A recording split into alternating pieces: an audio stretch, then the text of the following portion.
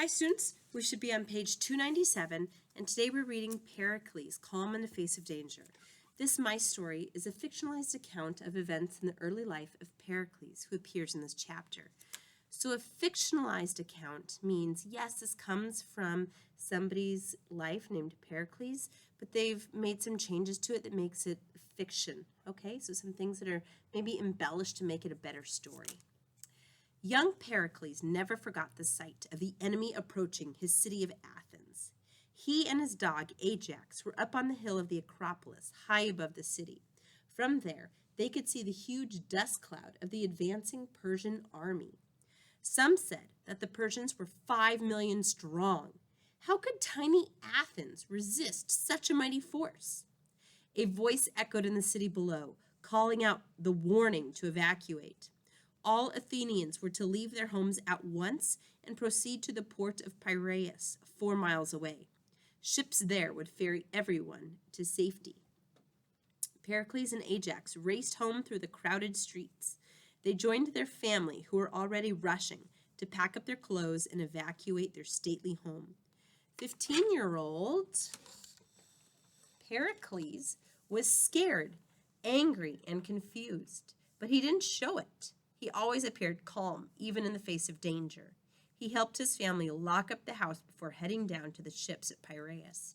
Here in the timeline is an image of Pericles and Ajax rushing home through the crowds of fleeing citizens. At Piraeus, the dock swarmed with panicking crowds. The ships were packed to capacity. Women and children were being sent to a distant coast, while most Athenian men were shipping out to the island of Salamis, a few miles away.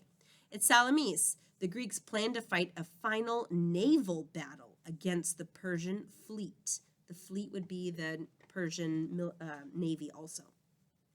Along the waterfront, families wept as they were forced to part. But Pericles' family was lucky. Because Pericles' father was an important politician, his entire family was being sent to Salamis. Only one family member would have to stay behind. Poor Ajax, their beloved dog. The ship's officer told them that, without exception, no dogs were allowed on board. As the ships left port, Pericles' family grew silent. Leaving their home was bad enough. Leaving Ajax was unbearable. Suddenly, someone shouted and pointed. Behind each boat, dozens of dogs were swimming frantically after their masters. Pericles laughed as he caught a glimpse of Ajax's head bobbing above the waves. Not even Athenian dogs were willing to live under Persian tyranny, the rule of a king.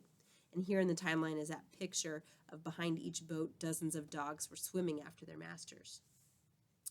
It was fear of tyranny that had motivated the Athenians to join other Greeks in resisting the Persian invasion.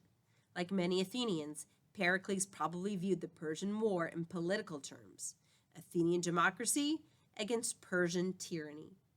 After all, he came from a very political family and would grow up to become a leading politician. His father and his mother's uncle were supporters of democratic government in Athens. In Athens, power was shared among all citizens.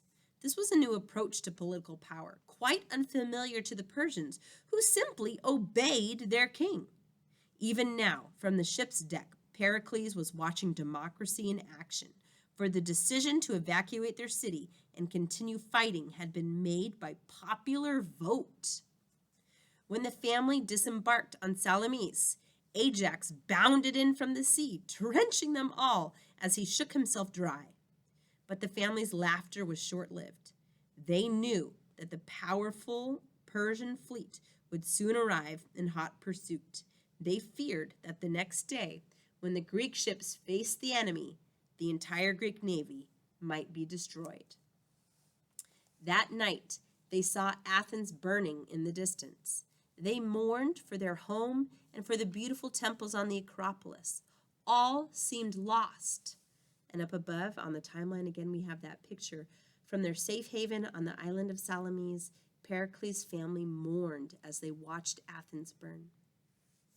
Yet the next day, as the battle unfolded, they watched in astonishment as the Athenian and other Greek ships fought back hard. Slowly, the Greeks gained the upper hand. The family celebrated as the last Persian ships fled, giving the Greeks a decisive victory. The naval battle of Salamis, fought in 480 BC, became a turning point in the war. When his family returned to Athens, Pericles dedicated his life to restoring the city and strengthening its power. Years later, Pericles helped to bring about a golden age in Athens, the world's first democracy. He always remembered the lessons of Salamis, when a tiny democracy stood up to the world's greatest empire.